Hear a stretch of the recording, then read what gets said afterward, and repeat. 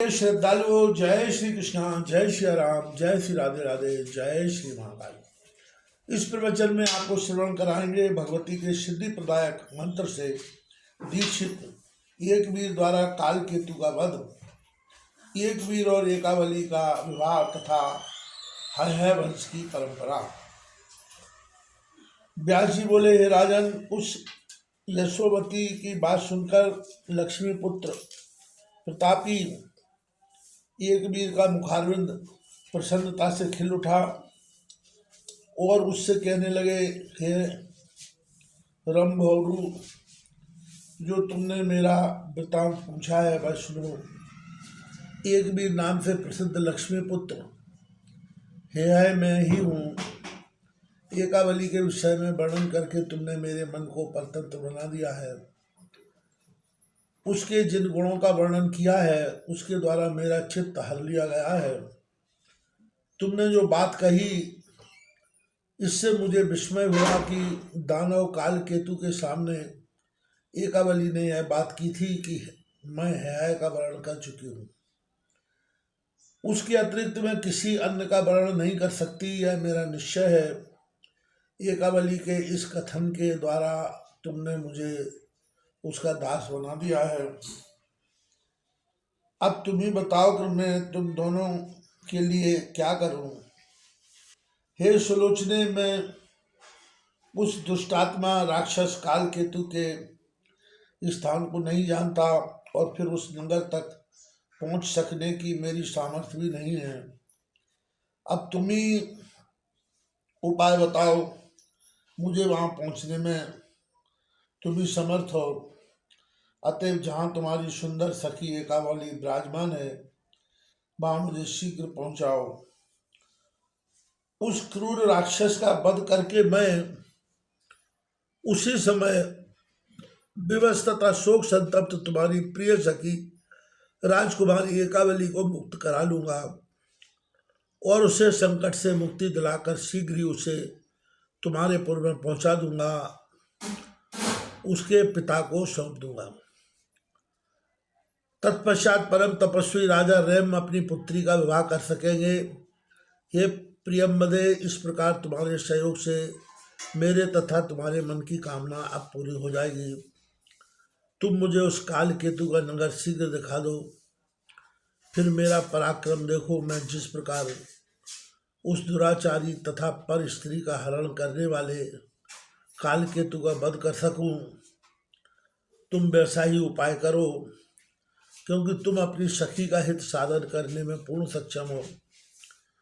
उस दानव के दुर्गम नगर का मार्ग मुझे आज ही दिखाओ।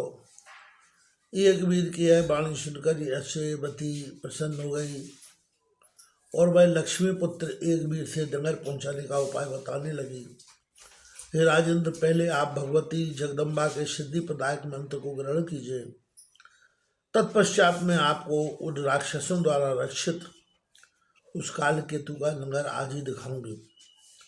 हे महाभाग, एक विशाल सेना से युक्त होकर आप मेरे साथ वहां चलने के लिए तैयार हो जाइए जहां वहां युद्ध होगा।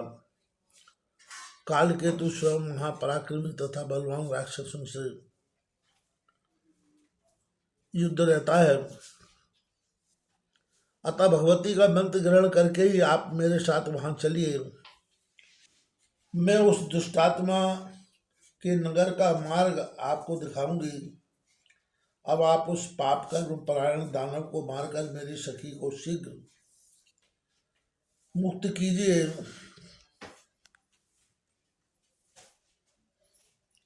उसका यह वचन सुनकर एक वीर ने वहां पर देव योग से पधारे पुण्यात्मा तथा ज्ञानियों में श्रेष्ठ दत्तात्रेय जी से त्रिलोकी का तिलक कहे जाने वाले योगेश्वरी के महामंत्र को उसी क्षण ग्रहण कर लिया। उस मंत्र के प्रभाव से एक वीर को सब कुछ जानने तथा सर्वत्र गमन की क्षमता प्राप्त हो गई। इसके बाद वे यशोवती के साथ काल केतु के दुर्गम नगर के लिए शीघ्र प्रस्थित हुए। वह नगर राक्षसों द्वारा इस प्रकार सुरक्षित था जैसे सर्पों द्वारा पाताल की निरंतर सुरक्षा होती रहती है। कालकेतु के ऐसे नगर में अब यशोवती तथा विशाल सेना के साथ राजा एकवीर आ गए। एकवीर को आते देखकर कालकेतु के दूत भय से व्यग्र उठे और चीखते चिल्लाते हुए बड़ी तेजी से भागकर कालकेतु के पास पहुंचे। उस समय एकावली के पास बैठकर अनेक विधि विनती कर रहे कालकेतु को अत्यंत काम मोहित समझकर उस दूत एकाएक उससे कहने लगे। दूतों ने कहा, हे राजन, इस कामनी की सहचारिणी जो यशोवती नाम की स्त्री है, वह एक राजकुमार के साथ विशाल सेना लेकर आ रही है। उसकी सेना यहाँ से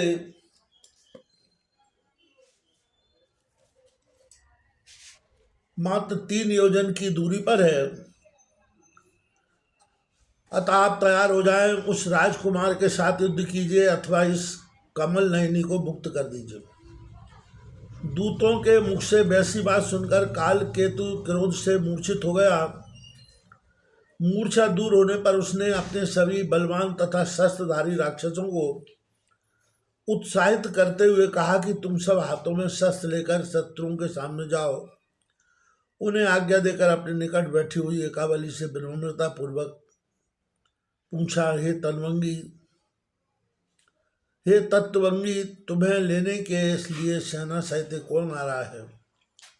यदि तुम्हारे पिता हैं तो मैं उनसे युद्ध नहीं करूंगा, अपितु उन्हें घर लाकर उनकी पूजा करके तथा बहुमूल्य रत्न वस्त्र तथा अश्व भेंट करके घर में आए हुए उनकी विधिवत आतिथ्य करूंगा। यदि कोई अन्य व्यक्ति आया होगा तो मैं अपने तीक्ष्ण बाणों से उसे मार डालूंगा। अतएव हे विशाल नयनों वाली, मुझ अपराजय कालरूप तथा अपार बल संपन्न के विषय में न जानकर यह कौन मंदमती चला आ रहा है, यह तुम मुझे बताओ। ये कावली बोली, हे महाभाग, मैं यही नहीं जानती कि इतनी तेजी से यह कौन आ रहा है। आपके बंधन में पड़ी हुई मैं नहीं जानती कि यह कौन है। ये ना तो मेरे पिता है और न मेरे भाई हैं। यह दूसरी कोई महान पराक्रमी पुरुष है। यह इसलिए यहाँ आ रहा है, यह भी मैं निश्चित रूप से नहीं जानती। दैत्य बोला, दूत तो कह रहे हैं कि तुम्हारी सखी यशावती ही उस वीर के साथ वो लेकर आई है। इसी बीच दूत पुनः आकर कालकेतु से कहने लगे, हे महाराज, आप निश्चिंत क्यों हैं? शत्रु सेना समीप आ पहुंची है। आप विशाल सेना के साथ शीघ्र ही नगर से बाहर निकलिए। दूतों की बात सुनकर रथारूढ़ हो अपने नगर से बाहर निकल गया।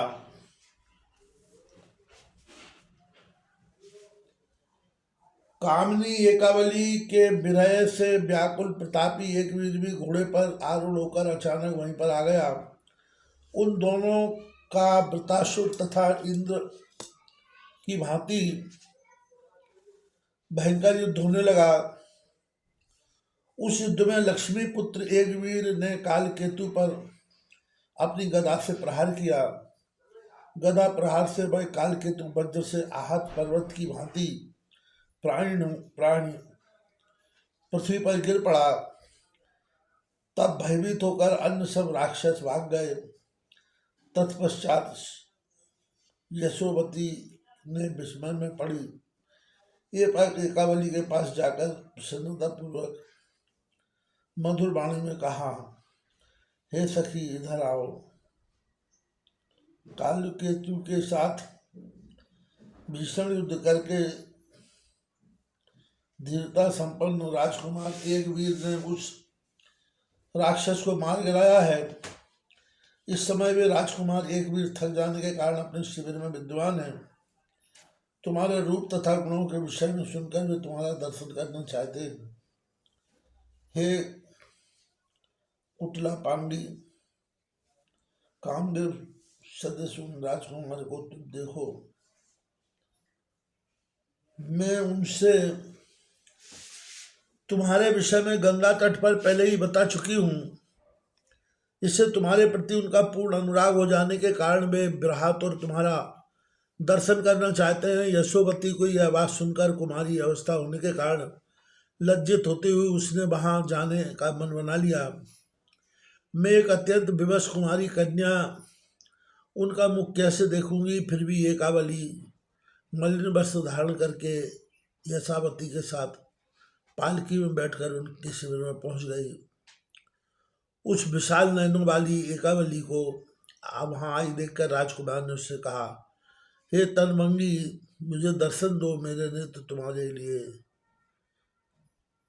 तृष्णा को ले। एक वीर को कामातुर तथा एकावली को लज्जा से युक्त देखकर नीति का ज्ञान रखने वाली यशोवती ने उस एक वीर से कहा, हे राजकुमार, इससे पिता भी आपको इनको देना चाहते हैं। यह एकावली भी अपने आपके वशीभूत है, इसलिए इनके साथ आपका मिलन अवश्य होगा। कुछ समय प्रतीक्षा करो और इसे इनके पिता के पास पहुंचा दीजिए। विधि पूर्वक विवाह करके इसे आपको निश्चित रूप से सौंप देंगे। यशोवती की बात को उचित मानकर उन दोनों कन्याओं एकावती तथा यशावती को साथ में लेकर सेना सहित वे राजकुमार उनके पिता के स्थान पर पहुंचे। राजपुत्री को आई देखकर उस राजा रैम में प्रेम पूर्वक मंत्रियों के साथ उसके सम्मुख शीघ्रता से पहुंच गए। मलिन वस्त्र धारण किए हुए उस पुत्री को राजा ने बहुत दिनों के बाद देखा। पुनः यशोवती ने रैम को सारा वृत्तांत विस्तार के साथ बता दिया। तत्पश्चात एक वीर से मिलकर राज्य रैम उन्हें आदरपूर्वक अपने घर ले आए। उन्होंने अपने शुभ दिन में विधि विधान से दोनों का विवाह संपन्न कराया। राजा ने पर्याप्त वैवाहिक उपहार देकर एक वीर को भली भांति सम्मानित करके पुत्री को यशोवती सहित विदा कर दिया। इस प्रकार विवाह हो जाने पर एक वीर हर्षित होकर पहुंचकर अपनी भार्या एकावली के साथ सुभोग भोग करने लगे। यथा समय उस एकावली ने कृतवीर नामक पुत्र उत्पन्न हुआ। उस कृतवीर के पुत्र कार्तवीर हुए। इस प्रकार यह वंश आगे चला।